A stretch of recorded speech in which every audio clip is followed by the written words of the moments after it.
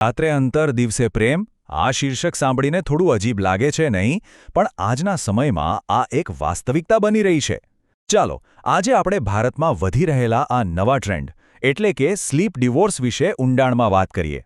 જુઓ, ડિવોર્સ શબ્દ સાંભળતા જ આપણા મનમાં શું આવે છે? સંબંધનો અંત, જુદાઈ, દુઃખ, બધું જ નકારાત્મક.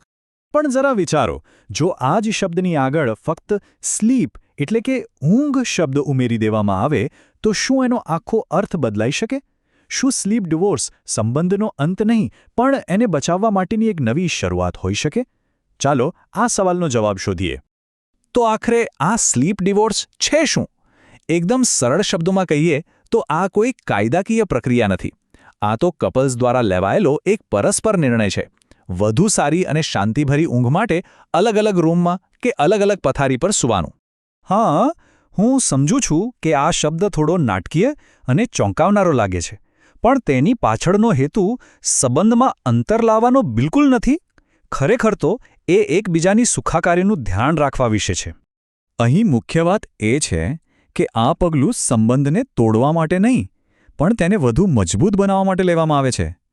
વિચારો, જ્યારે બંને પાર્ટનર્સ સારી રીતે ઊંઘીને ઉઠશે ત્યારે તેઓ શારીરિક અને માનસિક રીતે વધુ સ્વસ્થ રહેશે, અને આની સીધી સકારાત્મક અસર તેમના સંબંધ પર પડશે. તો પછી એવું તો શું થાય છે કે કપલ્સને આવો નિર્ણય લેવો પડે છે? એવા કયા કારણો છે જે તેમને અલગ સૂવા માટે મજબૂર કરે છે? ચાલો એ સામાન્ય સમસ્યાઓ પર એક નજર કરીએ. જરા કલ્પના કરો, એક પાર્ટનરના જોરથી નસકોરા બીજાને આખી રાત જગાડી શકે છે, અથવા એક પાર્ટનર રાત્રે મોડે સુધી કામ કરે છે અને બીજો વહેલી સવારે ઉઠી જાય છે. એટલે કે બંનેના સૂવાનો અને ઉઠવાનો સમય જ અલગ છે. અથવા કોઈને ઊંઘમાં આમ તેમ ફરવાની કે પડખા બદલવાની આદત હોય. આ બધી નાની નાની લાગતી બાબતો બીજા પાર્ટનરની ઊંઘમાં ખૂબ જ ખલેલ પહોંચાડી શકે છે. અને જ્યારે રાતની ઊંઘ પૂરી ના થાય ત્યારે દિવસ કેવો જાય? પરિણામ છે ચીડિયાપણું, નાની નાની વાતોમાં ગુસ્સો અને કારણ વગરના ઝઘડા. અપૂરતી ઊંઘ ધીમે ધીમે સંબંધમાં તણાવનું એક મોટું કારણ બની જાય છે. અને જો એવું લાગતું હોય કે આ તો કોઈ પશ્ચિમી દેશોની વાત છે, તો એવું બિલકુલ નથી. તમને જાણીને નવાઈ લાગશે કે ભારતમાં પણ સ્લીપ ડિવોર્સનો ટ્રેન્ડ ખૂબ જ ઝડપથી વધી રહ્યો છે. એક તાજેતરના સર્વેક્ષણ મુજબ લગભગ 30%થી વધુ ભારતીયો સ્લીપ ડિવોર્સ અપનાવી રહ્યા છે. આ આંકડો નાનો નથી. તે બતાવે છે કે લોકો હવે સારી ઊંઘના મહત્વને સમજી રહ્યા છે અને તેના માટે વ્યવહારુ ઉકેલો શોધવામાં ખચકાતા નથી. રસપ્રદ વાત એ છે કે આ ટ્રેન્ડ ખાસ કરીને 35થી 44 વર્ષની વય જૂથના લોકોમાં વધુ જોવા મળે છે. અને એ સ્વાભાવિક પણ છે. આ એ ઉંમર છે જ્યારે કરિયરનું દબાણ, પરિવારની જવાબદારીઓ અને સ્વાસ્થ્યની ચિંતાઓ બધું જ ચરમસીમાએ હોય છે. આવામાં સારી ઊંઘને પ્રાથમિકતા આપવી અત્યંત જરૂરી બની જાય છે. પણ હવે સૌથી મોટો અને કદાચ સૌથી અગત્યનો સવાલ, શું અલગ સૂવાથી સંબંધ નબળો નથી પડતો? શું તેનાથી પાર્ટનર્સ વચ્ચે ભાવનાત્મક અંતર નથી વધતું? ચાલો આ વિશેની જે માન્યતાઓ છે અને જે વાસ્તવિકતા છે તેની વચ્ચેનો તફાવત સમજીએ. સામાન્ય રીતે લોકો એવું માને છે કે જો કપલ અલગ સૂઈ રહ્યું છે તો ચોક્કસ તેમના સંબંધમાં કોઈ તકલીફ છે.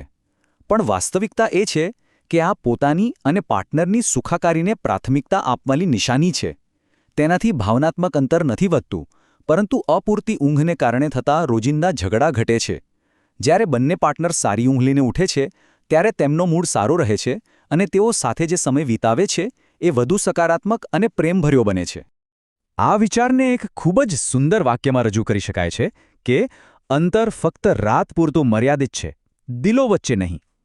એટલે કે ભૌતિક અંતર રાતની ઊંઘ માટે છે, પરંતુ દિવસ દરમિયાન પ્રેમ અને સમજણ વધુ ગાઢ બને છે.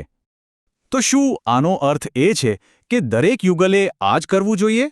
ના, બિલકુલ નહીં. આ નિર્ણય કેટલો વ્યક્તિગત છે, ચાલો તે સમજીએ.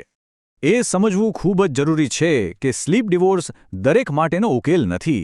કેટલાક યુગલો માટે સાથે સૂવું એ તેમના સંબંધનો એક અતૂટ ભાવનાત્મક હિસ્સો છે.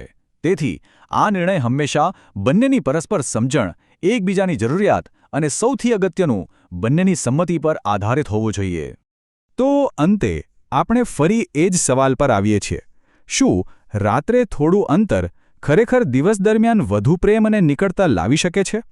આનો જવાબ દરેક કપલ માટે અલગ અલગ હોઈ શકે છે, પણ તે ચોક્કસપણે એક એવો વિકલ્પ છે જેના પર વિચાર કરી શકાય છે. એક એવો વિકલ્પ જે સંબંધોને એક નવી અને સ્વસ્થ દિશા આપી શકે છે.